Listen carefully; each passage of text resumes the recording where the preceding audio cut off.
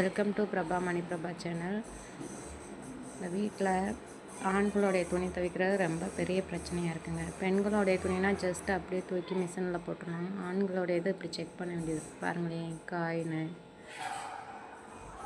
ரூபா நோட்டு, அது போக இந்த எலக்ட்ரிஷியன் வேலை பார்க்குறவங்க அந்த டெஸ்ட்ரு இதெல்லாம் வச்சிட்றீங்க. அதெல்லாம் செக் பண்ணி பார்த்து தான் போட வேண்டியதாக இருக்குது.